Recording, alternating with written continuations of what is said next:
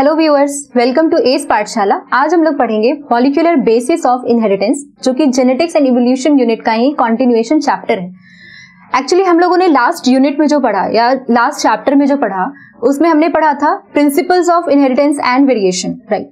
तो अब हमें ये तो पता है कि मेंडल ने हमें बहुत सारी चीजें बताई कि कैसे जीन्स जो है, फैक्टर्स जो है वो ट्रांसफर होते हैं from generation to generation. Now अब उसका मॉलिक्यूलर बेसिस क्या है, क्योंकि वो क्लासिकल जेनेटिक्स में इंक्लूडेड होता है और ये अब जो हम पढ़ेंगे that is included in molecular genetics. Okay, तो एज वी नो इनहेरिटेंस कैसे होता है, जब जीन या genetic material gets passed on from generation to generation, parents to next offspring and then so on, right.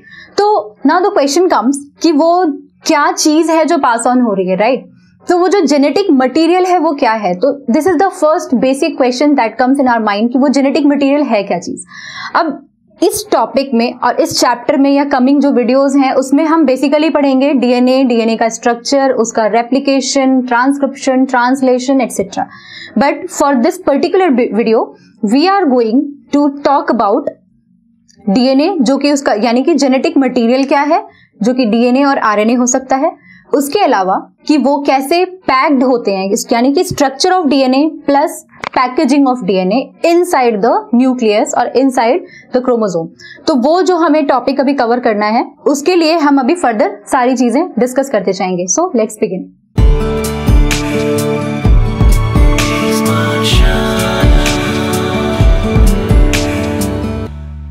First of all, molecular basis of inheritance के लिए अब genetic material क्या होता है। तो जेनेटिक मटेरियल होने के लिए व्हाट इज जेनेटिक मटेरियल, ये पहला क्वेश्चन हमारे दिमाग में आता है।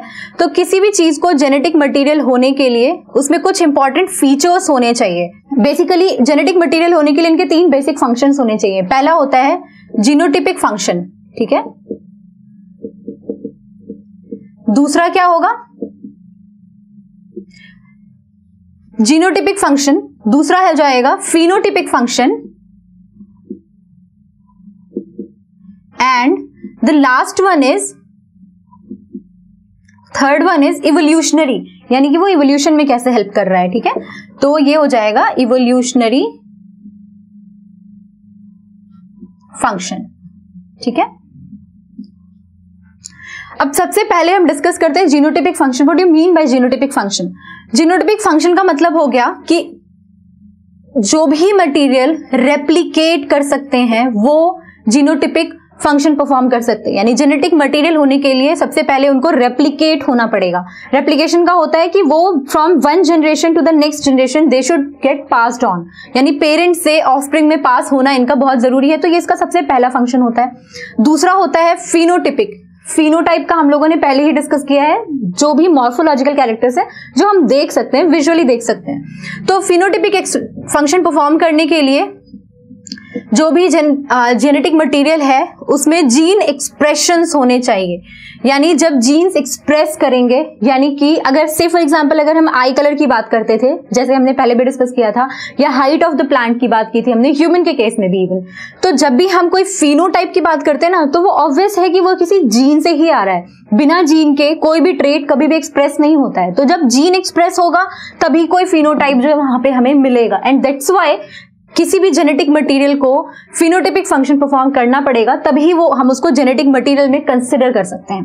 And last one is evolutionary function. Evolution का क्या मतलब होता है कि कोई भी जीन या कोई भी एनिमल वो पहले कैसा था, बाद में कैसा हुआ। जैसे कि हमारा इवोल्यूशन, जब आप लोगों के साथ हम डिस्कस करेंगे इवोल्यूशन वाला चैप्टर, ह्यूमन का भी इवोल्यूशन उसमें हम पढ़ेंगे, तो in that case you will better understand कि इवोल्यूशन का क्या मतलब होता है यहाँ पे। तो किसी भी जेनेटिक मटेरियल में इवोल्यूशन एक बहुत इंपॉर्टेंट फैक्टर होता है, यानी कि उस पर्टिकुलर जेनेटिक मटेरियल में म्यूटेशन होना चाहिए, म्यूटेशन होने के चांसेस होने चाहिए। क्योंकि म्यूटेशन जो है वो पॉजिटिव भी हो सकता है, नेगेटिव भी हो सकता है। लाइक कुछ ऐसे म्यूटेशंस होते हैं जिसकी वजह से डिजीज कंडीशंस होती है, जैसे हम लोगों ने ये सारी चीजें पिछले अपने जो वीडियोस है उसमें हमने डिस्कस किया हुआ है, राइट। तो जो म्यूटेशन है वो अगर पॉजिटिव होगा तो क्या होगा, इवोल्यूशनरी फोर्स क्रिएट होगा और वो जो ऑर्गेनिज्म है या वो जो स्पीशीज है वो पर्टिकुलर एनवायरमेंट में इजीली अडेप्ट कर सकती है और वो from one generation to the next pass on कर सकती है वो म्यूटेशन, और जिसकी वजह से एक कंप्लीट फोर्स क्रिएट होता है और वो इवोल्यूशनरी फोर्स हम बोलते हैं। तो ये सब चीजें बेसिकली एक जेनेटिक मटेरियल में बहुत बहुत इंपॉर्टेंट है। ऑलराइट, तो ये हमने पढ़ा कि जेनेटिक मटेरियल के फीचर्स क्या होने चाहिए। नाउ लेट्स डिस्कस कि कौन कौन से टाइप के जेनेटिक मटेरियल्स अवेलेबल हैं। बहुत सारे जो हमारे साइंटिस्ट थे, जिन लोगों ने जब डिस्कवरी की, जब भी फाइंडिंग्स की, तो उसमें उन लोगों को लगा कि DNA and RNA are basic to genetic materials. इनको हम न्यूक्लिक एसिड्स बोलते हैं, ठीक है, न्यूक्लिक एसिड्स, यानी कि जो न्यूक्लिक एसिड्स हैं they can act as genetic material. तो कितने टाइप के न्यूक्लिक एसिड्स अवेलेबल हैं हमारे पास? 2 टाइप के, ओके।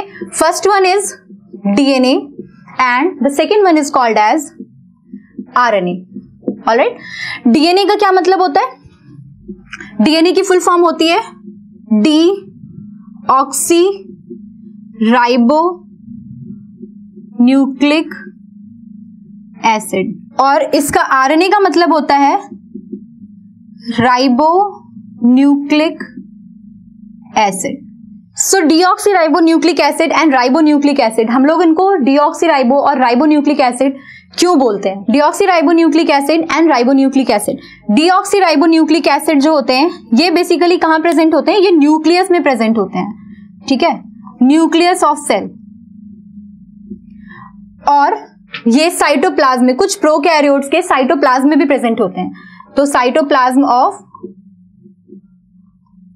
प्रोकैरियोट्स, ठीक है, ये यहां प्रेजेंट होते हैं। प्लस ये कुछ ऑर्गेनिजम्स में माइटोकॉन्ड्रिया में भी प्रेजेंट होते हैं, इसलिए मैं इसको MTC से डिनोट कर रही हूं बेसिकली। और राइबोन्यूक्लिक एसिड्स जो होते हैं ये मेनली साइटोप्लाज्मिक होते हैं, ये साइटोप्लाज्म में, जनरली साइटोप्लाज्म में प्रेजेंट होते हैं, but not in all scenario, ठीक है। तो अब ये तो बहुत बेसिक सी बात है कि कहां ये लोकेटेड होते हैं, राइट। और दूसरी चीज, अब इनको हम डीऑक्सीराइबोन्यूक्लिक एसिड और राइबोन्यूक्लिक एसिड क्यों बोलते हैं, ये हम लोग फर्दर डिस्कस करेंगे अभी। कि देयर वाज अ साइंटिस्ट, उनका नाम था फ्रेडरिक मिशर। इन्होंने ईयर 1869 में जब ये काम कर रहे थे कुछ, तो इन्होंने सबसे पहली बार क्या आइडेंटिफाई किया? पस सेल्स में से न्यूक्लिक एसिड को आइडेंटिफाई किया, ठीक है।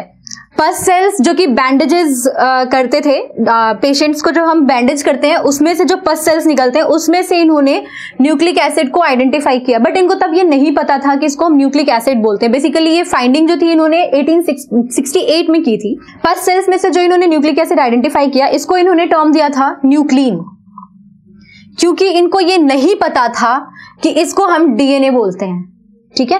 तो इन्होंने जब अपनी फाइंडिंग को फर्दर पेपर्स में पब्लिकेशन के लिए भेजा, वहां पे जो साइंटिस्ट या जो भी जर्नल में इन्होंने भेजा था, उनको लगा कि I don't know if it is correct और नॉट, तो उन्होंने इस चीज को खुद भी वेरीफाई करने के लिए इस पे टाइम लगाया। तो इसकी वजह से इनका पेपर जो है, इनका फाइंडिंग जो है बहुत दिनों तक नोटिस में नहीं आया। So now let's talk about DNA, okay, कि डीएनए क्या होता है। DNA are explained as long length of nucleotides, ठीक है। अब न्यूक्लियोटाइड्स क्या होते हैं? हम कह रहे हैं कि डीएनए को हम कितने लेंथ का न्यूक्लियोटाइड है उसके बेसिस से हम उसको डिफाइन करते हैं, ठीक है। तो अब जो न्यूक्लियोटाइड्स है वो क्या क्या चीजों से बने होते हैं? तो न्यूक्लियोटाइड्स जो होते हैं उसमें सबसे पहली जो चीज इंपॉर्टेंट है वो है नाइट्रोजिनस बेस, ठीक है, नाइट्रोजिनस बेस। अब नाइट्रोजिनस बेसेस जो हैं ये भी 2 सब टाइप्स के होते हैं, और वो सब टाइप्स क्या हैं? प्यूरिन्स एंड पिरिमिडिन्स, ठीक है, प्यूरिन्स एंड पिरिमिडिन्स। अब प्यूरिन्स के भी 2 सब पार्ट्स हैं, एक होता है एडेनिन और दूसरा होता है गुआनिन, ठीक है। और पायरिमिडिन्स जो है इसके 3 सब टाइप्स हैं, ये है साइटोसिन,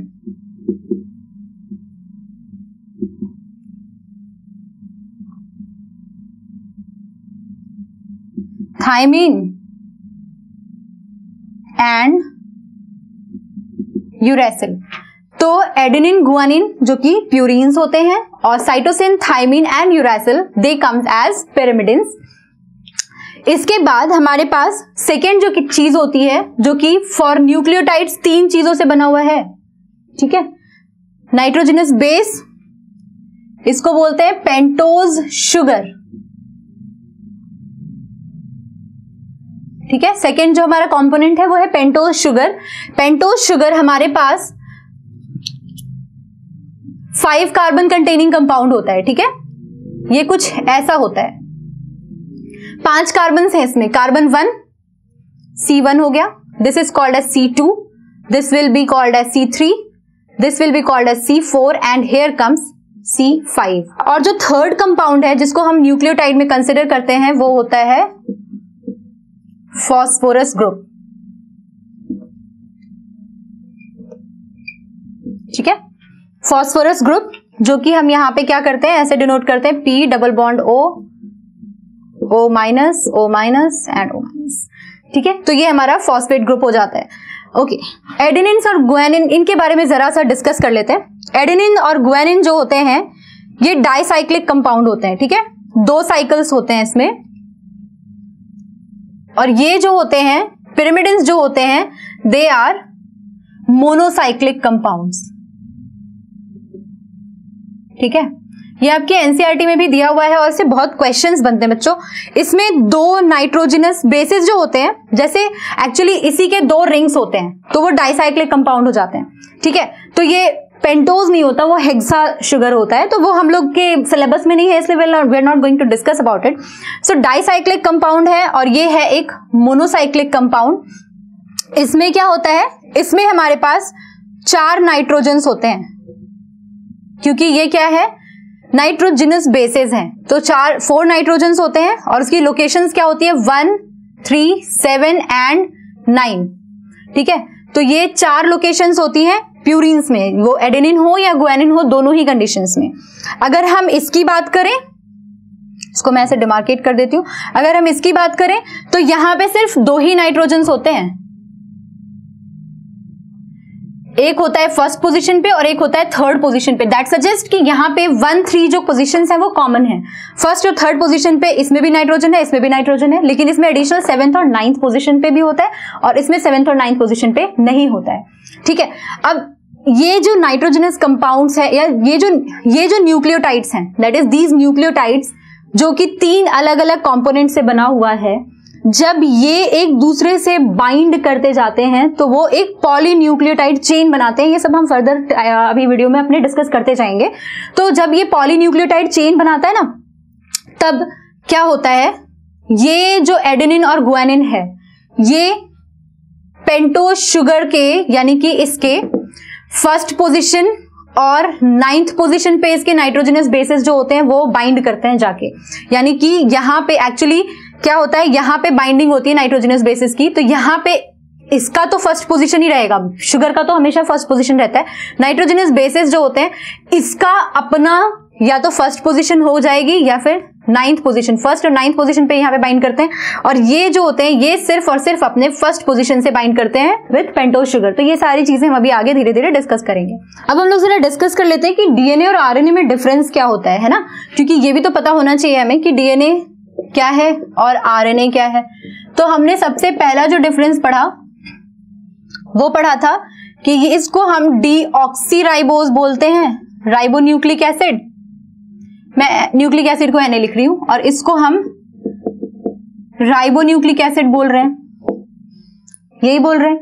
अब क्यों बोल रहे हैं हम इसको डीऑक्सी और इसको राइबोन्यूक्लिक एसिड, क्योंकि इसका एक कारण है। जो हम लोगों ने अभी क्या पढ़ा था पेंटोज शुगर के बारे में, जब हमने बात की थी 5 कार्बन कंपाउंड है ना, तो यहां पे भी चलिए इसको 5 कार्बन कंपाउंड का बना देते हैं जरा। यहां पे ये क्या होता है HOH, यहां पे HOH, यहां पे HOH,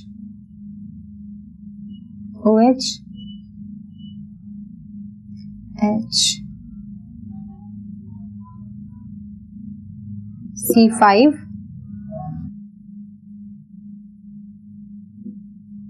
ठीक है, ये हमने बना दिया। एक्चुअली ये डीऑक्सी है तो इसमें एक ऑक्सीजन यहां पे कम होता है, यहां पे सिर्फ क्या बच जाता है, एक हाइड्रोजन, ठीक है। और यहां पे फिर सारी चीजें सेम है, C1, C2, C3, C4 and this is C5।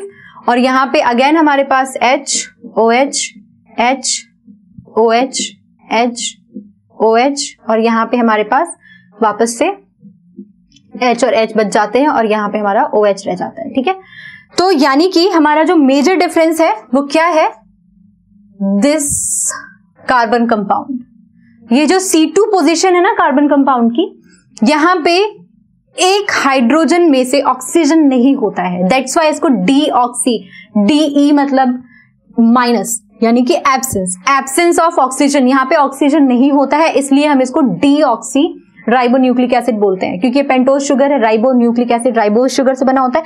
और यहां पे क्या होता है, एक एडिशनल OH प्रेजेंट होता है एट द C2 पोजीशन, यानी कि कार्बन पोजीशन 2 पे, ये भी कार्बन पोजीशन 2 है, तो ये बेसिक एक डिफरेंस होता है। प्लस एक दूसरा डिफरेंस और होता है जो कि बहुत ज्यादा इंपॉर्टेंट है। एक डिफरेंस हमने ये भी पढ़ा था अभी थोड़ी देर पहले कि ये मेनली कहां प्रेजेंट होते हैं, ये न्यूक्लियस में प्रेजेंट होते हैं मेनली, और ये कहां पे प्रेजेंट होते हैं, ये बेसिकली साइटोप्लाज्म में प्रेजेंट होते हैं।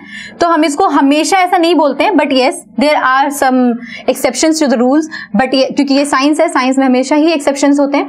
एंड द लास्ट डिफरेंस, जो बेसिक डिफरेंस जो आप लोगों को अभी अपने सिलेबस के हिसाब से याद रखना चाहिए, वो ये है कि जो डीऑक्सीराइबोन्यूक्लिक एसिड्स होते हैं, इनमें जो नाइट्रोजनस बेस होता है ना, वो प्यूरीन्स जो होते हैं, वो चाहे डीएनए का हो, चाहे प्यूरीन जो है वो आरएनए का हो, यानी एडेनिन एंड गुआनिन दोनों में प्रेजेंट होगा। ठीक है, और जो पिरिमिडिन्स होते हैं ना, पिरिमिडिन्स, ये इसमें साइटोसिन और थाइमीन होता है। ठीक है, और इनका जो पिरिमिडिन होगा ना, इसको मैं PY से डिनोट कर रही हूं, इसमें साइटोसिन और यूरेसिल होता है। It means this thymine is replaced by uracil in case of RNA, and that's how DNA is different from RNA, या आरएनए में जो जो चीजें प्रेजेंट और एब्सेंस की वजह से। ठीक है, जैसे पहला डिफरेंस ये हो गया, दूसरा ये हो गया, तीसरा जो बहुत मेजर डिफरेंस है वो ये है कि यहाँ पे थाइमिन प्रेजेंट होता है, और आरएनए के केस में यहाँ पे पिरिमिडिन में जो यूरेसिल प्रेजेंट होता है इंस्टेड ऑफ थाइमिन। जब हम लोग न्यूक्लियोटाइड्स की बात करते हैं ना बेसिकली, तो वहां पे ना दो टर्म्स आते हैं, एक होता है न्यूक्लियोटाइड, दूसरा होता है न्यूक्लियोसाइड। अभी तक आपने जो भी टॉपिक्स, इस टॉपिक में जो भी चीजें आप पढ़ोगे, वो हर एक एग्जामिनेशन पॉइंट ऑफ व्यू से इंपॉर्टेंट है, क्योंकि इसका एक एक वर्ड इंपॉर्टेंट है। Basically this topic deals with very very scoring part of any entrance exam. Okay, तो दो टर्म्स के बारे में पहले एक बार जरा सा डिस्कस कर लेते हैं, then we will discuss about कि ये टेबल मैंने क्यों बनाई है। तो जो हमारा पहला पॉइंट है वो है न्यूक्लियोटाइड, और दूसरा पॉइंट है हमारा, उसको मैं यहां ऊपर लिख देती हूं, न्यूक्लियोसाइड।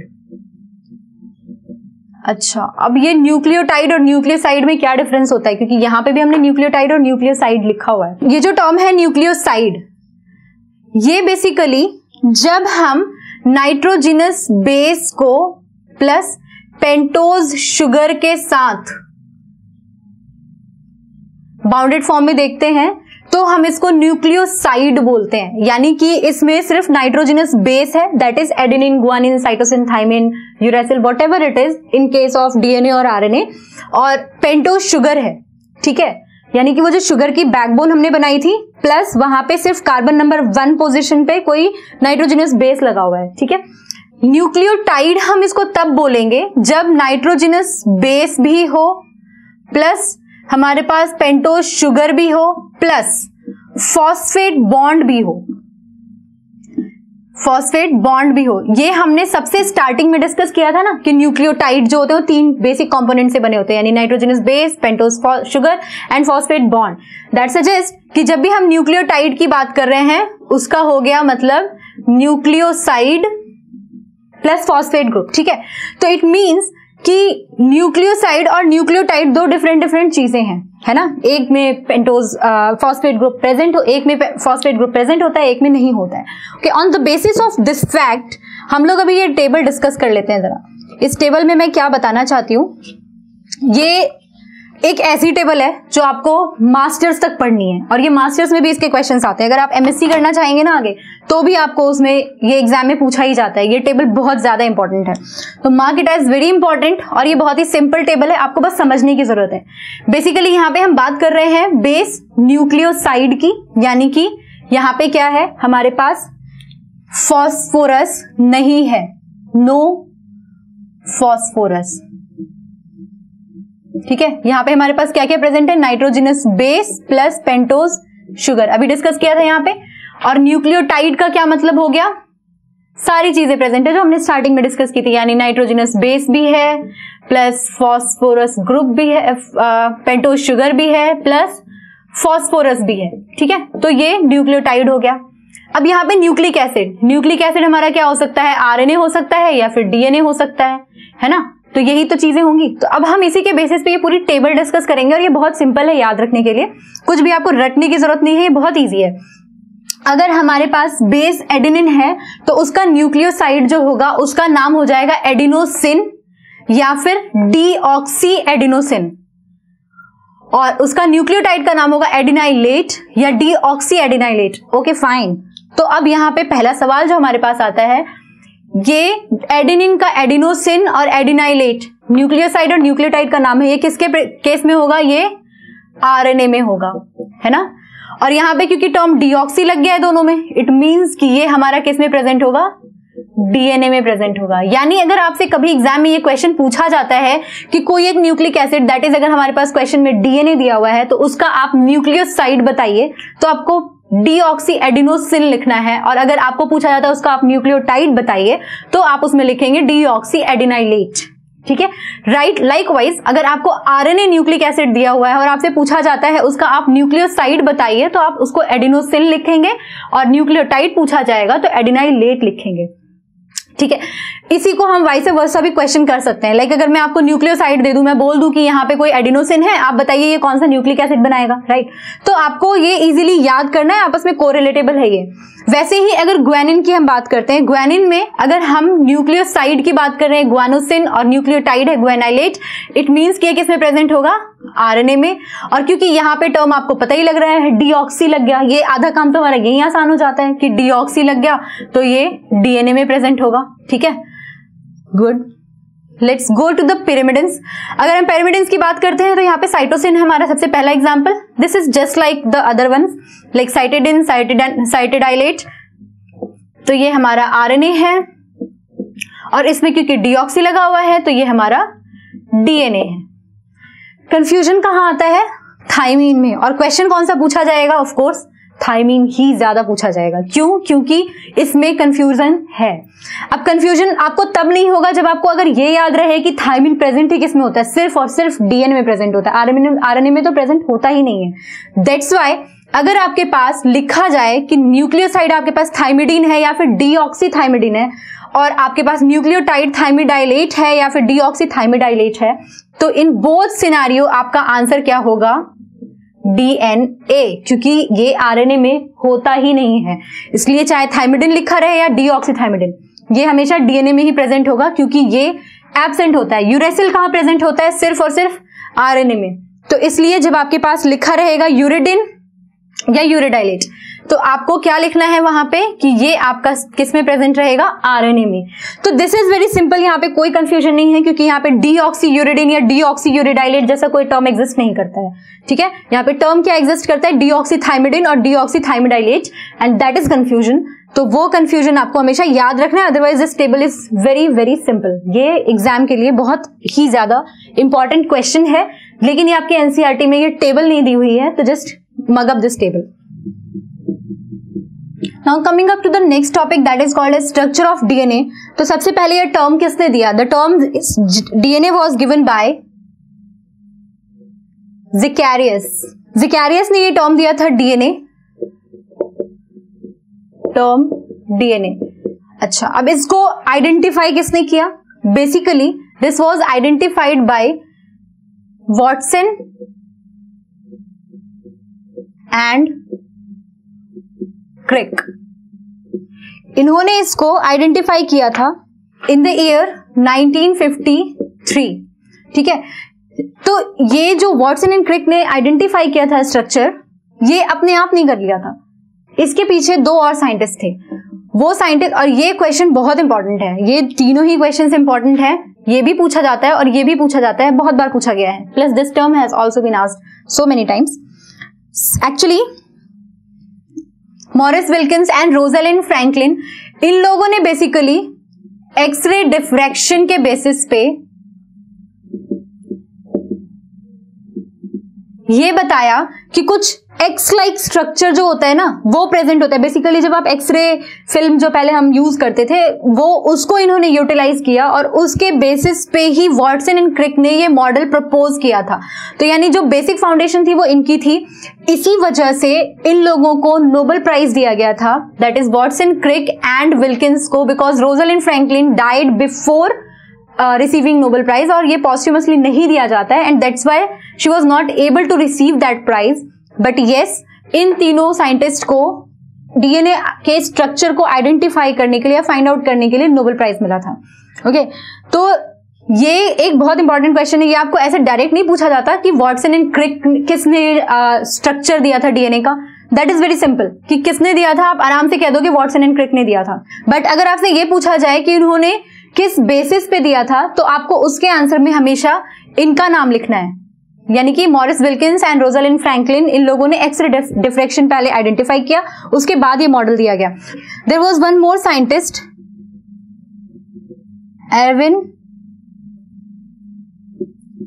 चारगैस, इनके रूल्स इन्होंने दिए थे, इनके रूल के बेसिस पे भी वॉटसन एंड क्रिक ने ये मॉडल प्रपोज किया था। तो ये सारी चीजें हम लोग अभी आगे अगले पॉइंट्स में डिस्कस करेंगे कि क्या हुआ था और कैसे molecular of structure of DNA जो है वो प्रपोज किया गया था। ओके, तो स्ट्रक्चर ऑफ डीएनए में हमें सबसे पहले समझना जरूरी है कि जो पॉलीमर होता है ना न्यूक्लियोटाइड का, वो हमें देगा डीएनए।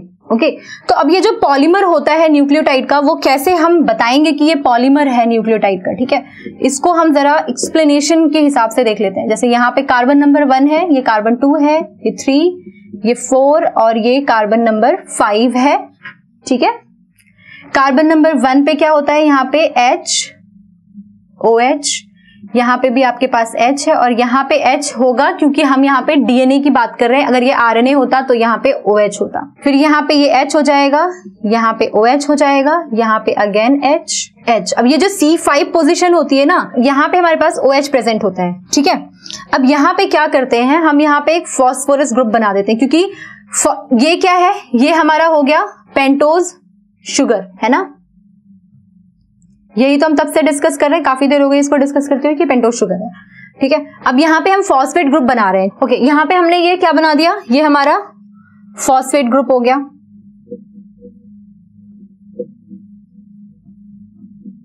ऑलराइट, और यहां पे हम सिंपली लिख देते हैं N2, that is nitrogenous base. ये हमारा कुछ भी हो सकता है, प्यूरिन्स भी हो सकते हैं यानी एडेनिन गुआनिन भी हो सकते हैं, पिरिमिडिन्स भी हो सकते हैं यानी कि साइटोसिन और थाइमिन भी हो सकते हैं। यूरेसिल नहीं होगा क्योंकि हम यहाँ पे स्ट्रक्चर ऑफ डीएनए डिस्कस कर रहे हैं, राइट। तो यहाँ पे बेसिकली क्या होता है, जब यहां से वाटर मॉलिक्यूल निकलता है, ये H2O, यानी कि ये H2O जब यहां से रिमूव हो जाएगा तो यहां पे एक बॉन्ड का फॉर्मेशन हो जाएगा, ठीक है। दैट सजेस्ट कि एलिमिनेशन ऑफ वाटर की वजह से यहां पे एक बॉन्ड फॉर्म होता है और इस बॉन्ड को हम फॉस्फो ईस्टर बॉन्ड बोलते हैं, ठीक है। ये फॉस्फो ईस्टर बॉन्ड होता है, ऑलराइट। और यहां पे जब ये हमने क्या डिस्कस किया था कि नाइट्रोजनस बेस में आपके पास या तो प्यूरिन्स होंगे जो 1 और 9th पोजीशन के साथ अटैच करते हैं, या फिर आपके पास पिरिमिडिन्स होते हैं जो कि सिर्फ फर्स्ट कार्बन के साथ अटैच करते हैं, इनके फर्स्ट वाले नाइट्रोजनस बेस के साथ अटैच करते हैं। तो पेंटोज का कार्बन यानी कि पेंटोज शुगर का जो कार्बन नंबर है वो क्या है, वो हमेशा 1 रहेगा, यानी इसी वाले कार्बन पोजिशन के साथ ये बाइंड करेंगे, यानी कि कार्बन नंबर 1 के साथ ही हमेशा नाइट्रोजनस बेस बाइंड करता है कभी भी जब डीएनए का स्ट्रक्चर बनता है। और यहाँ पे कार्बन नंबर 5 के साथ आपका फॉस्फेट ग्रुप अटैच होता है। ये फॉरएवर रूल है, ये कभी चेंज नहीं होगा, चाहे ये डीएनए हो चाहे ये आरएनए हो, ठीक है। अगर आरएनए होगा तो बस यहाँ ये यूरेसिल आके बाइंड करेगा इंस्टेड ऑफ थाइमिन, ठीक है, और कोई डिफरेंस नहीं होता। तो यहां जो बॉन्ड बनता है ना, इसको हम बोलते हैं एन ग्लाइकोसाइडिक बॉन्ड। ठीक है, आपको ये दो क्वेश्चंस हजारों बार पूछे गए हैं कि अगर पेंटोज शुगर और फास्फोरस ग्रुप के बीच में अगर बॉन्ड बनता है तो उसको हम क्या बोलते हैं, उसको हमेशा फॉस्फोएस्टर बॉन्ड बोलते हैं। और अगर हमारा बॉन्ड बनता है pentose sugar and nitrogenous base के बीच में तो उसको हम हमेशा एन ग्लाइकोसिडिक बॉन्ड बोलते हैं। This is a very very important question. Okay, अब हमारे पास नेक्स्ट जो पॉइंट आता है वो ये है कि इसको हम एग्जाम में आपको ये फॉस्फोडाइएस्टर बॉन्ड भी लिखा मिल सकता है। डाइएस्टर तब होगा जब यहां पे क्या होगा, इस वाले पोजीशन पे, यानी कि जो C3 पोजीशन होती है ना, तो ये C3 का जो OH ग्रुप है ना, यहां पे आके आपका ऐसा ही एक और शुगर ग्रुप ऐड हो जाएगा। ठीक है, वो जब एक और शुगर ग्रुप और एक और फॉस्फेट बॉन्ड और एक और ये नाइट्रोजनस बेस, यानी कि ये एक दूसरे के साथ अटैच होते चले जाएंगे और इस वजह से क्या करेंगे, ये एक पूरा स्ट्रैंड बना देंगे, ये पॉलीन्यूक्लियोटाइड। यानी कि अगर एक न्यूक्लियोटाइड है, इस पे मान लो न्यूक्लियोटाइड नंबर 2 आके अटैच हो गया, क्योंकि ये जो आपका पूरा स्ट्रक्चर हुआ अभी तक हमने जितना भी डिस्कस किया वो हमारा न्यूक्लियोटाइड नंबर 1 है, राइट। क्योंकि इसमें हमने शुगर की बात की, हमने एक फॉस्फेट ग्रुप की बात की और हमने थर्ड नाइट्रोजनस बेस की बात की। तो ये सारी चीजें मिला के हमें एक न्यूक्लियोटाइड दे रहा है। वैसा ही अगर सिमिलर न्यूक्लियोटाइड का पूरा ग्रुप आके आपके इस वाले हाइड्रोजन OH ग्रुप के साथ जब बाइंड करता है, यानी C3 पोजीशन पे जब बाइंड करता है तो वो डाई न्यूक्लियोटाइड बनाता है। ठीक है, अब जब नेक्स्ट ग्रुप आएगा वो कहां बाइंड करेगा, वो फिर से क्या करेगा, फिर से इस OH वाले यानी कि C3 नेक्स्ट, यानी कि अगर मान लीजिए ये आपका पहला वाला था और यहां पे एक दूसरा वाला आकर के न्यूक्लियोटाइड बाइंड कर रहा है। ठीक है, तो फिर उसके बाद इस तरीके से आपका जुड़ता चला जाएगा। ठीक है, और इस तरीके से जब ये ऐड होता चला जाएगा ना, तो आप इसको डाई न्यूक्लियोटाइड, अब अगर आपके पास एक था, फिर 2 हुआ, फिर 3 हुआ, 4 हुआ, मोर देन 5, 10 हो जाते हैं तो हम उसको पॉलीन्यूक्लियोटाइड बोलते हैं, right. Dinucleotide, trinucleotide, tetranucleotide, ऐसे होता जाएगा ना। तो मोर देन 10 जब हो जाता है तो हम उसको पॉलीन्यूक्लियोटाइड बोलते हैं। तो कभी भी डीएनए के स्ट्रक्चर में एक या 2 न्यूक्लियोटाइड्स नहीं होते हैं, they are more than 10 nucleotides and that's why we call it as DNA का जो स्ट्रक्चर होता है वो पॉलीन्यूक्लियोटाइड चेन से बना हुआ होता है। और वो पॉलीन्यूक्लियोटाइड चेन क्या होता है, बहुत सारे न्यूक्लियोटाइड्स का कॉम्बिनेशन होता है। और वो कैसे बनता है, जब पहले न्यूक्लियोटाइड की थर्ड पोजीशन के कार्बन पे यानी C3 पोजीशन पे दूसरा न्यूक्लियोटाइड अटैच हो जाए, फिर इसकी C3 पोजीशन पे आपका तीसरा न्यूक्लियोटाइड अटैच होगा, फिर इसकी ही C3 पोजीशन पे आपका चौथा, यानी C3 position is the place जहां पे आपका next nucleotide will come and attach. Okay, let's discuss कि वॉटसन एंड क्रिक का जो मॉडल है दैट इज डीएनए का मॉडल, क्योंकि इन्होंने किसका मॉडल दिया था, बेसिकली डीएनए का। और मैं फिर से रिपीट करूंगी, on the basis of X ray diffraction जो दिया गया था डीएनए का, which was given by experimentally given by basically Wilkins and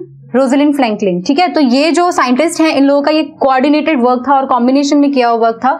तो ये साइंटिस्ट जो थे काफी यंग थे, इन लोगों ने जब डीएनए का मॉडल दिया तो उसके कुछ इन्होंने फीचर्स डिस्क्राइब किए। तो इन्होंने जो सबसे पहला फीचर बताया वो ये बताया कि डीएनए जो होता है ना वो हमेशा एक डबल स्ट्रैंडेड स्ट्रक्चर रहता है।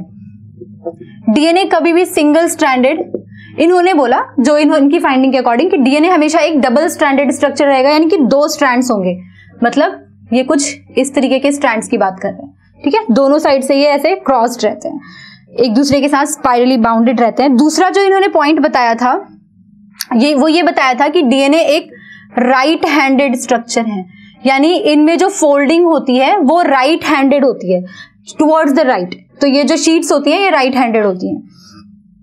इनका तीसरा पॉइंट था कि डीएनए जो होते हैं वो एंटी पैरेलल होते हैं। Okay, now this is a very interesting question कि इसको हम एंटी पैरेलल क्यों बोल रहे हैं। ठीक है, दैट इज डीएनए को हम हमेशा डिस्क्राइब करते हैं 5 प्राइम टू 3 प्राइम और दूसरा जो स्ट्रैंड होगा ना वो 3 प्राइम टू 5 प्राइम होगा। अब ये पॉइंट हमें समझने की बहुत ज्यादा जरूरत है, क्योंकि ये हम ऐसे सिर्फ एक्सप्लेनेशन से नहीं बता सकते कि ये 5 prime to 3 prime 3 prime 5 prime क्या है। तो अब इसमें देखिए, इनका ये मतलब है कि अगर हम ऐसे डीएनए ड्रॉ कर रहे हैं से फॉर एग्जाम्पल, तो हम ये कह रहे हैं कि अगर ये वाला स्ट्रैंड 5 प्राइम है तो ये वाला स्ट्रैंड यहां तक जाएगा तो ये 3 प्राइम हो जाएगा। ये सिंगल स्ट्रैंड है ना, चलो इसको हम ब्लू कर देते हैं ताकि हमें समझने में आसानी हो जाए। और जो ये रेड वाला स्ट्रैंड है तो यानी इसके एंटी पैरेलल है, यानी कि ये वाला जो स्ट्रैंड है ये 3 प्राइम टू 5 प्राइम है। अब ये कैसे होता है, ठीक है, वो डिस्कस करते हैं। अब देखिए हम लोगों ने क्या डिस्कस किया था कि ये ऐसे ग्रुप्स होते हैं, C1 2 3 4 और यहाँ पे C5 है और यहाँ पे क्या है, फॉस्फोरस ग्रुप जो है वो यहाँ पे अटैच्ड है। ठीक है, तो हमने अभी जस्ट डिस्कस किया था कि ये यानी कि C फिफ्थ पोजीशन हो गई है ना। दैट्स वाई इसको हम अगर यहाँ पे हम बोल रहे हैं कि यहाँ पे कुछ बाइंड नहीं कर रहा है, यानी कि यहाँ पे ये 5 प्राइम है, यानी फिफ्थ पोजीशन पे एक फॉस्फोरस ग्रुप है जो कि फ्री है, तो ये फ्री एंड हो गया डीएनए का, एक साइड का, एक स्ट्रैंड का। और यहाँ पे हमने क्या डिस्कस किया था कि थर्ड पोजीशन पे जाके बाइंड करता है, तो थर्ड पोजीशन पे जाके कौन बाइंड करेगा, यहाँ पे नेक्स्ट फॉस्फोरस आ जाएगा। ठीक है, यानी कि ये C फिफ्थ पोजीशन से लगा हुआ एक नेक्स्ट फॉस्फोरस आएगा और ये यहाँ पे इस तरीके से कुछ स्ट्रक्चर बना देगा। ठीक है, तो यानी कि पहले वाले न्यूक्लियोटाइड की, क्योंकि यहाँ पे आपका नाइट्रोजनस बेस भी है, ठीक है, N2 लगा हुआ है यहाँ पे, तो ये जो नाइट्रोजनस बेस है ये आपका यहां से जुड़ा हुआ है। ठीक है, अब अगर हमने अभी डिस्कस किया कि ये जो आपका न्यूक्लियोटाइड है, न्यूक्लियोटाइड का मतलब हो गया nitrogenous base plus sugar plus phosphate, तो ये तीनों चीजें मिलकर के आपका यहां से यहां तक एक न्यूक्लियोटाइड बना रहा है। तो ये जो आपका एक न्यूक्लियोटाइड है, ये आपके न्यूक्लियोटाइड, इसको मैं N1 न्यूक्लियोटाइड 1 बोल रहे हैं, न्यूक्लियोटाइड 1, ये आपके दूसरे न्यूक्लियोटाइड के साथ कैसे बाउंड होता है, यहाँ पे फॉस्फोरस ग्रुप जो होता है सेकंड न्यूक्लियोटाइड का, जो कि ऐसा सिमिलर स्ट्रक्चर होगा ना ऑब्वियसली, कि यहाँ पे N2 हो जाएगा और यहाँ पे आपका 2, ये आपकी थर्ड पोजीशन हो गई, ये फोर्थ हो गई, यहाँ पे कार्बन 5 और यहाँ पे फॉस्फोरस, राइट। तो ये जाकर के इसके साथ बाइंड कर गया। ठीक है, अब ये वाली जो बॉन्ड थी उसको आप फॉस्फोएस्टर बॉन्ड बोलते थे, जब ये 2 उसमें होगा तो फॉस्फोडाइस्टर बॉन्ड हो जाएगा, यहाँ पे वैसे एन ग्लाइकोसाइडिक लिंकेज बोलते हैं इसको हम। तो ये जो बॉन्ड्स बनाता जा रहा है, अब यहाँ पे ये देखिए, अब ये जो C थर्ड पोजीशन है, यानी कि अब आपका ये वाला जो न्यूक्लियोटाइड का बॉक्स है ये आपका न्यूक्लियोटाइड नंबर 2 हो गया, सेकेंड वाला न्यूक्लियोटाइड हो गया, ये फर्स्ट वाला हो गया। वैसे ही अगेन जब आपका यहाँ पे एक और फॉस्फोरस जा करके बाइंड करेगा आपके पेंटोज शुगर के साथ, और यहां पे फिर से थर्ड नंबर की जो कार्बन होगी ये फिर से फ्री हो जाएगी। ठीक है, यहां पे फिर से आपके पास N2 आ गया है ना। अब ये देखो, अब यानी कि हमारे पास थर्ड कार्बन पोजीशन जो फ्री है, इसलिए यहां पे क्या था, फिफ्थ कार्बन पोजीशन पे फॉस्फोरस फ्री है, क्योंकि फॉस्फोरस ही तो रिएक्ट कर रहा है ना। तो जब फॉस्फोरस फ्री है फिफ्थ कार्बन पोजीशन पे और यहाँ पे थर्ड कार्बन पोजीशन पे यहाँ पे फिर से यहाँ पे फिर से एक फ्री ग्रुप प्रेजेंट है हमारे पास टू रिएक्ट, तो इसलिए हम इसको 3 प्राइम एंड बोल देंगे, क्योंकि 3 प्राइम एंड हमारा वेकेटेड है। ये इसको हम 5 प्राइम एंड बोल देंगे। ठीक है, ये हमारा एक स्ट्रैंड होगा डीएनए का। मान लीजिए हमने ये ब्लू कलर से ड्रॉ किया है, तो से for example this is blue वाला, ये वाला स्ट्रैंड हमने बना दिया अभी ऑलरेडी। अब हम दूसरा स्ट्रैंड बनाने की कोशिश करते हैं जरा। तो यहाँ पे हमारा क्या हो जाएगा, यहाँ पे इसको आप ऐसे उल्टा बना दीजिए, ऑक्सीजन। अच्छा, अब इसको हम फिर से बना देते हैं। यहाँ पे क्या हो रहा है, ये ऑक्सीजन है, ये हमारा क्या है, यहाँ पे थर्ड वाला कार्बन है ना। यहाँ पे फिर से हमारे पास हाइड्रोक्सिल ग्रुप फ्री है, क्योंकि यहाँ पे भी क्या फ्री है, हमारा हाइड्रोक्सिल ग्रुप ही तो फ्री है ना। हर जगह हमारे पास OH फ्री होता है। जब भी OH होता है, जैसे हमारे पास डीएनए में एक ही OH है ना, थर्ड पोजीशन पे, सेकेंड वाले पे नहीं है, तो इसलिए डीएनए लीस्ट रिएक्टिव होता है, इसलिए मोर स्टेबल होता है। आरएनए जो होता है उसमें 2 जगह ऑक्सीजन हाइड्रोक्सिल ग्रुप होता है, यहाँ पे भी और यहाँ पे भी, जो हमने पहले डिस्कस किया था। तो उसमें रिएक्शन के चांसेस क्या है, ज्यादा है। जितना ज्यादा रिएक्टिव ग्रुप होगा उतना लीस्ट स्टेबल भी होगा। ठीक है, तो ये वाइस वर्सा चलता रहता है। तो वैसे ही यहाँ पे हम जरा समझते हैं कि यहाँ पे हमारे पास क्या है, थर्ड प्राइम पे यहाँ पे हमारे पास OH ग्रुप फ्री है। ठीक है, अब यहाँ पे क्या होगा, अब हमारा इसका फर्स्ट ग्रुप जो हो गया कार्बन का फर्स्ट ग्रुप ये वाला है। ठीक है, तो ये हमारे पास एक N2 हमने यहाँ लगा दिया। ठीक है, तो और ये यहाँ से हमारा C5 बना के, ये हमारा C5 है, ये फॉस्फेट ग्रुप है। ठीक है, अब ये जो फॉस्फेट ग्रुप है ये क्या करेगा, ये हमारा फिर नेक्स्ट जो ये हाइड्रोक्सिल ग्रुप होगा उसके साथ फिर से बाइंड कर जाएगा, यानी सेकेंड न्यूक्लियोटाइड इसका यहाँ पे फिर से बना दीजिए आप। तो यहाँ पे भी ये जाके यहाँ पे बाइंड कर रहा है OH वाले, यानी C3 वाले पोजीशन पे जाके बाइंड कर रहा है, और यहाँ पे हमारा फिर से C5 है और यहाँ पे फॉस्फेट ग्रुप है, और यहाँ पे ये फिर से N2। ठीक है, यानी नाइट्रोजनस बेस। ठीक है, तो यानी हमारा इस अब एंड पे यहाँ पे भी देखना जरूरी बनता है, यहाँ पे हमारा कौन सा एंड फ्री है, 3 प्राइम एंड फ्री है। ठीक है, इसलिए हम इसको 3 प्राइम एंड बोलते हैं। और यहाँ पे हमारा ये कौन सा एंड फ्री है, यहाँ पे हमारा 5 प्राइम एंड फ्री है, इसलिए हम इसको 5 प्राइम एंड बोलते हैं। तो अब आप देखिए ये एंटी पैरेलल हो गए ना, जैसे यहाँ पे हम डिस्कस कर रहे थे कि 5 prime to 3 prime and 3 prime to 5 prime, जो हमने यहाँ लिखा है वही सेम चीज हमने यहाँ पे ड्रॉ की है। ठीक है, तो ये 5 प्राइम एंड फ्री है, यहाँ पे 3 प्राइम एंड फ्री है, यहाँ पे 3 है, यहाँ पे 5 है, यानी एंटी पैरेलल हो गए। 5 प्राइम है या 3 प्राइम है, यहाँ पे 3 है, यहाँ पे 5 है। ठीक है, अब ये जो नाइट्रोजनस बेसेस होते हैं ना, ये हाइड्रोजन बॉन्ड से रिलेटेड होते हैं, मतलब ये हाइड्रोजन बॉन्ड से बंधे हुए होते हैं। अगर यहाँ पे एडेनिन और थाइमिन होंगे, ठीक है, एडेनिन और थाइमिन अगर होते तो यहाँ पे 2 हाइड्रोजन बॉन्ड होता, और अगर यहाँ पे साइटोसिन या गुआनिन होंगे तो यहाँ पे 3 हाइड्रोजन बॉन्ड होंगे। ठीक है, तो सी जी हम ये भी डिस्कस करेंगे हाइड्रोजन बॉन्ड्स किसमें कौन से कितने बनते हैं। ठीक है, तो ये एक बहुत इंपॉर्टेंट फैक्टर था, ये एक बहुत इंपॉर्टेंट एक्सप्लेनेशन था वाटसन एंड क्रिक के मॉडल का कि कैसे बॉन्ड्स बनते हैं, कैसे एक दूसरे से ये एंटी पैरेलली रिएक्टेड रहते हैं। अब इसके बाद क्या होगा, ये ऐसे स्ट्रेट स्ट्रैंड नहीं होगा, ये जो है ना, ये ऐसे आपने 2 डंडे बना दिए, मान लीजिए ये 2 स्ट्रैंड्स आपने ऐसे लिख दिया। ठीक है, अब ये जो 2 स्ट्रैंड्स है ना, ये दोनों स्ट्रैंड्स फिर क्या करेंगे, सीधे हैं, फिर ये ट्विस्ट हो जाएंगे, और वही स्ट्रक्चर आप यहाँ पे देखते हैं बेसिकली कि ये जो होते हैं ये ऐसे ट्विस्टेड रहते हैं। ठीक है, तो अब हमारा इससे ही मिलता जुलता हमारा एक बहुत ही इंपॉर्टेंट पॉइंट आता है। वो पॉइंट क्या है, 4th पॉइंट इसको मान लेते हैं कि जब भी आप डीएनए के स्ट्रक्चर की बात करते हैं ना, तो इसकी जो बैकबोन है, दैट इज दिस बैकबोन, ये वाली जो लाइन आप ड्रॉ कर रहे हैं ना, तो वो बैकबोन है बेसिकली। तो वो जो बैकबोन है वो किससे बनी हुई है, सिंपल है, पेंटोज शुगर। ये भी एक बहुत इंपॉर्टेंट क्वेश्चन आता है एग्जाम में। Backbone of DNA is composed of, किससे किससे बना हुआ है, पेंटोज शुगर प्लस यहां पे क्या प्रेजेंट है, फॉस्फेट ग्रुप। क्यों भाई, ऐसा हमने क्यों लिख दिया कि ये पेंटोज शुगर और फॉस्फेट ग्रुप से ही बना हुआ है, क्योंकि नाइट्रोजनस बेस आप देख सकते हैं ना, ये बीच में है। नाइट्रोजनस बेसेस जो होते हैं ना, यहाँ पे से डीएनए के बीच में लगे हुए होते हैं, तो इसलिए हम इनको बैकबोन में कंसिडर नहीं करते। बैकबोन सिर्फ फॉस्फेट ग्रुप और पेंटोज शुगर से बना होता है। Okay, next 5th point is, अभी हमने डिस्कस किया कि हाइड्रोजन बॉन्ड्स प्रेजेंट होते हैं। हाइड्रोजन बॉन्ड्स कैसे प्रेजेंट होते हैं, तो यानी कि जो बेस पेयरिंग होती है, बेस पेयरिंग का क्या मतलब हो गया, हमारे पास नाइट्रोजनस बेस कौन से थे हमारे पास, एडेनिन, गुआनिन, साइटोसिन, थाइमिन और यूरेसिल। तो हम यहाँ पे डीएनए की बात कर रहे हैं तो हमारा यूरेसिल माइनस हो जाएगा, तो एडेनिन, गुआनिन, साइटोसिन, थाइमिन। तो हमने अभी क्या बात किया कि एडेनिन और थाइमिन डबल बॉन्ड हाइड्रोजन से जुड़े हुए होते हैं, इनके बीच में सिर्फ 2 हाइड्रोजन बॉन्ड्स होंगे। और जब भी हम गुआनिन और साइटोसिन की बात करेंगे तो वहां पे हमेशा 3 हाइड्रोजन बॉन्ड्स होंगे। और ये चीज आपको कभी नहीं भूलनी है, ये बहुत इंपॉर्टेंट क्वेश्चन है, क्योंकि अगर आपको ये चीज याद रहेगी तो आप काफी सारे क्वेश्चन सॉल्व कर सकते हैं। तो ये 1 मार्क्स के काफी क्वेश्चंस भी एग्जाम में आते हैं, तो वो हम लोग अभी डिस्कस करेंगे कि उसको हम लोग कैसे कैसे करके सॉल्व कर सकते हैं। 6th पॉइंट में क्या बताया है कि जो डायमीटर होता है डीएनए का डायमीटर वो कितना है, 20 एंगस्ट्रम। ठीक है, 20 एंगस्ट्रम इसका डायमीटर बताया गया। क्यों 20 एंगस्ट्रम हम इसको फिक्स कह सकते हैं, क्योंकि अगर हम एक ऐसे डीएनए की बात कर रहे हैं तो हमने क्या बताया कि एडेनिन और यहाँ पे मान लीजिए थाइमिन, तो ये 2 हाइड्रोजन बॉन्ड से बना हुआ है, यहाँ पे गुआनिन है और यहाँ पे मान लीजिए साइटोसिन है, तो यहाँ पे 3 हाइड्रोजन बॉन्ड्स हैं। तो ये जो डिस्टेंस है ना इन लोग के बीच का, तो वो ऑलमोस्ट सिमिलर होता है, इसलिए हम इसको डायमीटर कंसिडर करते हैं। यहां से यहां तक का जो स्पेस है वो 20 एंगस्ट्रम माना गया है। ठीक है, कि डीएनए के डबल हेलिक्स में इसको हम 20 एंगस्ट्रम बताते हैं। Okay, next point is pitch of the DNA helix.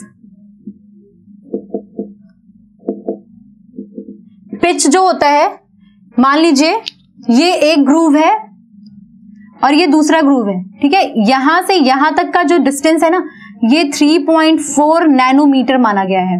तो पिच ऑफ द डीएनए जो वो 3.4 नैनोमीटर है। 1 नैनोमीटर यानी कि नैनोमीटर में क्या होता है, 3.4 इंटू 10⁻⁻⁹ मीटर्स है ये। ठीक है, तो ये इतना है। अब पिच है अगर डीएनए के डबल हेलिक्स का 3.4 नैनोमीटर, प्लस एक ये भी चीज बताई गई कि 2 पिच के बीच में ऑलमोस्ट 10 बेस पेयर्स प्रेजेंट होते हैं। ठीक है, कि यहां से यहां तक में अगर हम देखेंगे ना इतनी दूर में, तो यहां पे हमारे पास 10 बेस पेयर्स होंगे ऐसे करके। ठीक है, तो ये जो 10 बेस पेयर्स है, इट मींस अगर मुझे इनके बेस पेयर्स के बीच का, अगर अब मुझे ये पता है कि इतने से इतने का ये डिस्टेंस है और हर एक इतने डिस्टेंस में हमारे पास 10 ही बेस पेयर्स हैं, तो I can find out easily ना कि इन दोनों बेस पेयर में कितना डिस्टेंस है। तो उन दोनों बेस पेयर का डिस्टेंस कितना हो जाएगा ऑटोमेटिकली 0.34 नैनोमीटर। ऑब्वियस है, डिवाइड हो जाएगा। 3.4 नैनोमीटर यहां से यहां तक है, तो एक का कितना हो जाएगा 0.34 नैनोमीटर। तो ये बेसिकली कुछ चीजें थी जो वॉटसन एंड क्रिक ने अपने मॉडल में एक्सप्लेन की थी, और ये बहुत ही बेसिक चीजें थी कि जो बहुत इंपॉर्टेंट पॉइंट्स थे वो डिस्कस किए हमने। Now next we will discuss कि चारगाफ्स ने, जिसके बेसिस पे एडविन चारगाफ्स, जो हम लोगों ने कहा था ना कि एक्सरे डिफ्रैक्शन और चारगाफ्स के रूल के बेसिस पे डीएनए का स्ट्रक्चर दिया गया था वॉटसन एंड क्रिक के द्वारा। तो वो जो चारगाफ्स के रूल्स हैं वो भी हम जरा डिस्कस कर लेते हैं, क्योंकि उसके बेसिस पे क्वेश्चंस आते हैं, न्यूमेरिकल्स आते हैं। एडविन चारगाफ्स ने कुछ रूल दिया था, उसको हम लोग एक बार डिस्कस करते हैं। तो सबसे पहला जो इनका रूल है ना, वो ये है कि प्यूरिन्स जो होंगे वो हमेशा पिरिमिडिन्स के साथ पेयर करेंगे। ठीक है, प्यूरिन्स पेयर विथ पिरिमिडिन्स। ठीक है, यानी कि अगर मैं दोनों प्यूरिन्स लिख लेती हूं, हमारे पास क्या क्या प्यूरिन्स है, एडेनिन एंड ग्वानिन, और हमारे पास पिरिमिडिन्स क्या क्या है, थायमिन एंड साइटिडिन। तो प्यूरिन्स ए और टी जो होते हैं वो डबल हाइड्रोजन बॉन्ड्स के साथ पेयर होंगे, और जी और सी कितने हाइड्रोजन बॉन्ड्स के साथ पेयर होंगे, 3 हाइड्रोजन बॉन्ड्स के साथ। ठीक है, तो ये हमेशा एक वेल एस्टैब्लिश्ड फैक्ट रहेगा, और स्ट्रैंड जो होगा हमेशा वो क्या होगा, वो कॉम्प्लीमेंट्री होगा, यानी कि 3' to 5' है तो ये 5' to 3' होगा, हमेशा ये इसी तरीके से रहेगा। और यहां पे अगर हम बात करें तो एडेनिन, थायमिन, ग्वानिन, साइटोसिन, वैसे ही ग्वानिन, साइटोसिन, एडेनिन, थायमिन। ठीक है, और वो कुछ भी हो सकता है, पहले ये जरूरी नहीं है कि हमेशा हर बार इधर एडेनिन ग्वानिन आएगा, इधर कुछ भी हो सकता है। तो जो भी होगा उसके ऑपोजिट में आपको वो लिखना है। अगर मान लीजिए मैंने आपको सिर्फ फॉर एग्जांपल एक क्वेश्चन दे दिया कि आपके पास एक टेम्पलेट डीएनए है, ठीक है, जिसका 3' to 5' मैंने लिख दिया। मैं कह रही हूं कि आपके पास क्वेश्चन में 3' to 5' एक डीएनए मैं आपको दे रही हूं, जिसको आप टेम्पलेट डीएनए या पेरेंटल डीएनए मान लीजिए, और आपके पास यहाँ पे एडेनिन है, ग्वानिन है, साइटोसिन है, थायमिन है, फिर यहाँ पे फिर से टी है, फिर ए है। आप इसका कॉम्प्लीमेंट्री डीएनए बना सकते हैं। दैट्स वेरी सिंपल, इसमें कुछ है ही नहीं। अगर मुझे इसका आंसर करना हो, क्योंकि ये भी एग्जाम में क्वेश्चन पूछा जाता है, अगर मुझे इसका आंसर करना हो तो ये क्या हो जाएगा हमारा, यहाँ पे ये यहाँ पे 3' था तो यहाँ पे हमारा क्या होगा आंसर में, ये 5' हो जाएगा, और यहाँ पे ये 5' है तो ये हमारा क्या हो जाएगा, यहाँ पे 3' हो जाएगा। गुड। उसके बाद अब यहाँ पे एडेनिन है तो हमारा एडेनिन के साथ क्या बाइंड करता है, हमेशा टी। ग्वानिन के साथ हमेशा क्या बाइंड करता है, सी। यहाँ पे सी के साथ क्या बाइंड करता है, हमेशा जी। ए के साथ, अब टी के साथ क्या बाइंड करेगा, ए। यहाँ पे फिर से टी है, यहाँ पे फिर से ए आ जाएगा, यहाँ पे फिर से ए है, यहाँ पे टी आ जाएगा। इट मींस कि अगर मैंने आपको कोई सीक्वेंस दिया है जिसका सीक्वेंस था ए जी सी टी टी ए, और ये मैंने लिखा था कि ये 3' to 5' स्ट्रैंड था, तो आपको इसका कॉम्प्लीमेंट्री स्ट्रैंड बहुत आसानी से बना सकते हैं। यानी कि टेम्पलेट स्ट्रैंड हो गया और ये आपका कॉम्प्लीमेंट्री स्ट्रैंड हो गया, यानी कि जो सेकंड एंटी पैरेलल स्ट्रैंड होता है उसको हम कॉम्प्लीमेंट्री स्ट्रैंड बोलते हैं। दिस इज वेरी इंपॉर्टेंट, ये एक बहुत इंपॉर्टेंट क्वेश्चन है, बहुत पूछा जाता है। नेक्स्ट पॉइंट जो चारगाफ्स रूल में बहुत इंपॉर्टेंट है वो ये है कि जब भी आप एडेनिन का नंबर आपको अगर पता है, एडेनिन का अमाउंट जो होगा that is always equal to thymine, यानी एडेनिन जितना है ए जितना होगा उतना ही टी होगा। ठीक है, it means it's very simple कि अगर जितना सी है उतना ही हमेशा क्या होगा, जी होगा। इन दोनों का नंबर तो हमेशा इक्वल रहेगा ना, मतलब जितना ये है उतना ही है। अब ये तो हम इस एग्जाम्पल से समझ सकते हैं कि हमारे पास ए कितने हैं, 1 2 ए है, यहाँ पे हमारे पास टी कितने हैं, 1 2, देखिए जी कितने हैं 1, यहाँ पे सी कितना है 1 कॉम्प्लीमेंट्री स्ट्रैंड में। तो इट मींस कि कॉम्प्लीमेंट्री स्ट्रैंड में हम फाइंड आउट करेंगे। ऑब्वियस है, अगर हम यहाँ पे बोल रहे हैं कि हमारे पास 2 टी है तो हमारे कॉम्प्लीमेंट्री स्ट्रैंड में उतने ही ए होंगे। इट मींस जितना टी पेरेंटल स्ट्रैंड में है या टेम्पलेट स्ट्रैंड में उतना ही ए हमारा कॉम्प्लीमेंट्री स्ट्रैंड में आ जाएगा। दैट इज द पॉइंट जो मैं यहाँ पे आपको एक्सप्लेन करना चाहती हूँ बेसिकली। एंड द लास्ट जो उन्होंने रूल बताया था वो ये था कि A/T is equals to always 1, likewise C/G is also equals to 1।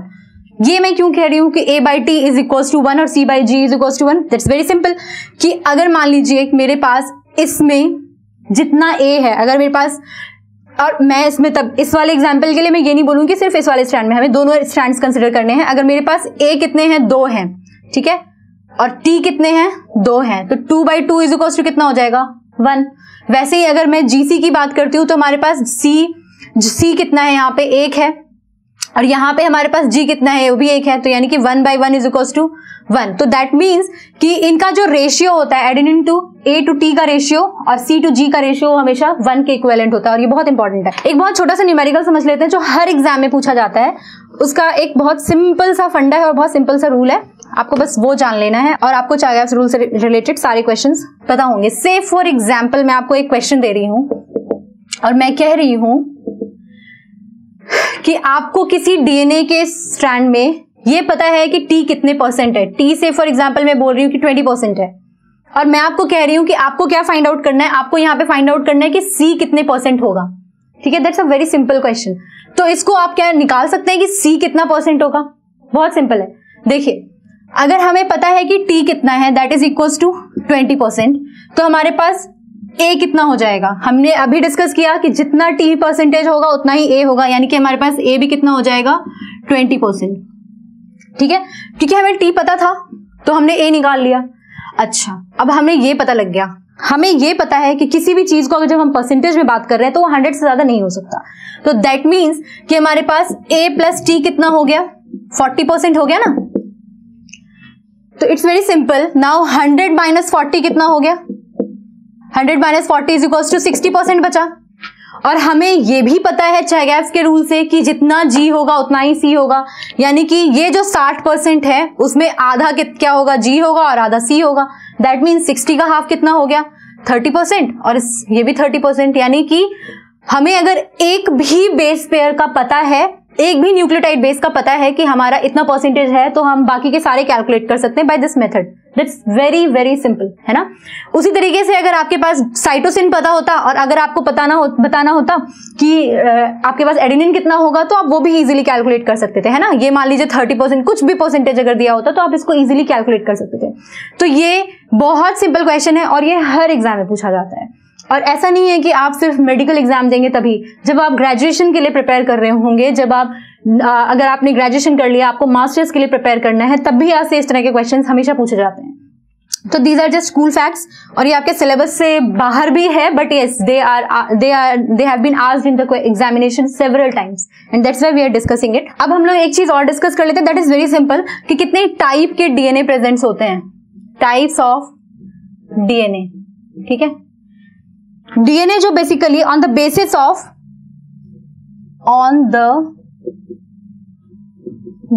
Of base pairs and coiling, हम अगर डीएनए को डिवाइड करें तो हमारे पास मल्टीपल टाइप्स है भाई, ए है, बी है, सी है, डी है और जेड है। हमें वॉटसन एंड क्रिक ने ये वाला टाइप का डीएनए बताया था, ठीक है। तो on the basis of base pairs and coiling, कितने बेस पेयर्स प्रेजेंट हैं उसके बेसिस पे हम बात कर रहे हैं। तो यहां पे हम सबसे पहला लिख लेते हैं इधर बेस पेयर, और ये हमारा सेकंड हो जाएगा कॉइलिंग, ठीक है। ए टाइप का जो डीएनए होता है उसमें 11 बेस पेयर्स होते हैं। अब बेस पेयर्स हम कहां बात कर रहे हैं, बेस पेयर्स हम बात कर रहे हैं एक इस ग्रुप, एक इस पिच की बात कर रहे हैं कि एक पिच में कितने बेस पेयर्स हैं, ठीक है। हम यहाँ पे ये पूरा बेस पेयर की बात नहीं कर रहे हैं, हम बात कर रहे हैं कि इसके बीच में कितना, क्योंकि हमने यहाँ पे क्या बोला था, इसका डिस्टेंस कितना था, 3.4 नैनोमीटर्स, और हमने बी टाइप के डीएनए में क्या बोला था, 10 बेस पेयर्स प्रेजेंट होते हैं इस पर्टिकुलर डिस्टेंस के बीच में, इसलिए इनके बीच का डिस्टेंस हमने 0.34 नैनोमीटर निकाला था, है ना। तो वही वाली चीज हम यहाँ पे डिस्कस कर रहे हैं। तो जो ए टाइप का डीएनए होता है उसमें 11 बेस पेयर्स होते हैं इस पिच में, ठीक है। जो बी टाइप का होता है उसमें तो हमने डिस्कस कर ही लिया कि 10 होते हैं। सी वाला जो होता है उसमें अप्रोक्सीमेटली 9.33 होते हैं। डी वाला जो होता है उसमें हमारे पास होते हैं 8, और जो हमारे पास जेड होता है इसमें होते हैं 12, ठीक है। और कॉइलिंग की अगर हम बात करें तो ये हमारा, हमने क्या बोला था, ये हमारा राइट हैंडेड डीएनए है, ठीक है। तो हम यहाँ पे, मैं इसको RH लिखूंगी हर जगह। तो A जो होता है वो भी राइट हैंडेड होता है, B जो होता है वो भी राइट हैंडेड है, C भी हमारा RH है, D भी हमारा RH है। ये जो Z टाइप का डीएनए है ना, ये हमारा लेफ्ट हैंडेड होता है,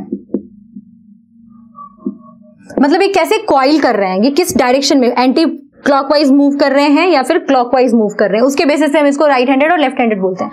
तो अगर ये राइट हैंडेड की तरफ मूव कर रहे हैं तो दैट इज कॉल्ड, बिकॉज हमने बात की ना ये 2 स्ट्रैंड्स हैं, ये ऐसे स्ट्रेट नहीं होते हैं डीएनए ना, डीएनए क्या होता है फिर ये इसके बाद ऐसे ट्विस्ट करते हैं, क्योंकि इसके बीच में बेस पेयर है, इसको ट्विस्टिंग देता है, हाइड्रोजन बॉन्ड जो होता है उसको एक्स्ट्रा स्टेबिलिटी देता है डीएनए को। इस वजह से हम जब बात कर रहे हैं यहाँ पे ट्विस्टिंग की, तो वो ट्विस्टिंग जो है अगर राइट हैंडेड हो रहा है तो हम उसको ABCD जो डीएनए है वो हमारे राइट हैंडेड है, और Z जो डीएनए है वो लेफ्ट हैंडेड है। तो इस वजह से हमारा एग्जाम में पूछा जाने वाला क्वेश्चन कौन सा बन जाता है, Z डीएनए। ठीक है, on the basis of DNA का स्ट्रक्चर वॉटसन एंड क्रिक ने सेंट्रल डॉग्मा प्रपोज किया था, सेंट्रल डॉग्मा। और ये भी आपका एक महत्वपूर्ण सवाल है, इसको मैं स्टार मार्क कर देती हूं, ये आपको याद रखना है। सेंट्रल डॉग्मा क्या होता है, इन्होंने कहा था कि डीएनए एक्चुअली क्या था, जब डीएनए आइडेंटिफाई किया गया था ना, तो डीएनए को as a genetic material scientist उसको एक्सेप्ट करने में मुश्किल क्रिएट कर रहे थे। वो क्यों कर रहे थे, क्योंकि डीएनए के बहुत ज्यादा वेरिएशंस नहीं होते हैं। जैसे अगर आप प्रोटीन की बात करें तो पहले उनको ये लगता था कि protein should be the genetic material. Why, उनको ये इसलिए लगता था क्योंकि प्रोटीन के वेरिएशन ज्यादा होते हैं। जैसे अगर आपने एक भी अमाइनो एसिड कहीं से कहीं शिफ्ट कर दिया तो प्रोटीन का स्ट्रक्चर ही चेंज हो जाएगा, but in case of DNA they are more stable. तो उनको लगता था कि इतनी स्टेबिलिटी वाला कंपाउंड जो न्यूक्लिक एसिड नहीं हो सकता, क्योंकि हर ऑर्गेनिज्म में वेरिएशन है। लाइक मैं आपसे अलग हूं, आप अपने पेरेंट्स से अलग है, आप अपने भाई बहन सोसाइटी में हर मेंबर से अलग है।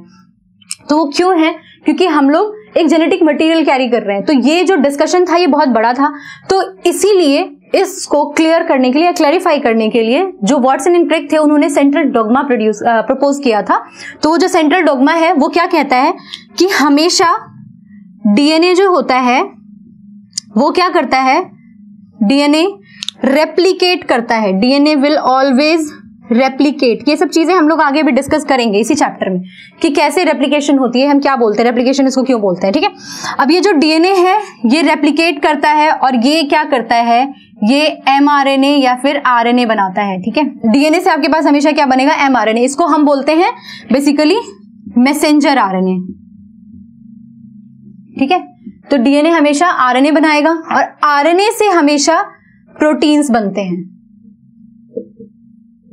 ठीक है, तो इनके कहने के मुताबिक ये था कि डीएनए जो होता है वो मैसेंजर आरएनए यानी कि मैसेज आरएनए के फॉर्म में बनाता है, और वो जो मैसेज है वो फिर ट्रांसलेट होता है और प्रोटीन बनाता है। तो इस प्रोसेस को हम क्या बोलते हैं, डीएनए से एमआरएनए जो बनता है उसको हम बोलते हैं ट्रांसक्रिप्शन, और इसको हम बोलते हैं ट्रांसलेशन, जो कि आपके नेक्स्ट सब टॉपिक्स बनेंगे जब हम धीरे धीरे नेक्स्ट वीडियोस की तरफ मूव करेंगे। और एक और प्रोसेस होता है, वो होता है कुछ जो वायरसेस होते हैं ना, उनमें क्या होता है आरएनए से डीएनए बनता है, क्योंकि कुछ जो वायरसेस होते हैं, कुछ प्रोकैरियोट्स ऐसे होते हैं जिनका जेनेटिक मटेरियल डीएनए नहीं होता, उनका जेनेटिक मटेरियल क्या होता है, आरएनए होता है। तो इसलिए वो सीधा आरएनए से प्रोटीन नहीं बना सकते हैं, वो जो आरएनए है उनके पास वो पहले डीएनए में कन्वर्ट होता है और उसके बाद वो आरएनए बनाता है। तो इसको हम बोलते हैं, इस प्रोसेस को हम बोलते हैं रिवर्स ट्रांसक्रिप्शन। ठीक है, इसको ट्रांसक्रिप्शन बोलते हैं, डीएनए टू आरएनए, लेकिन आरएनए से अगर डीएनए बन रहा है तो उसको हम रिवर्स ट्रांसक्रिप्शन बोलते हैं, और आरएनए से प्रोटीन जब भी बनेगा that will be called as translation. ठीक है, आई थिंक आपको ये टॉपिक बहुत अच्छे से समझ में आया होगा। Till then all the best, bye bye.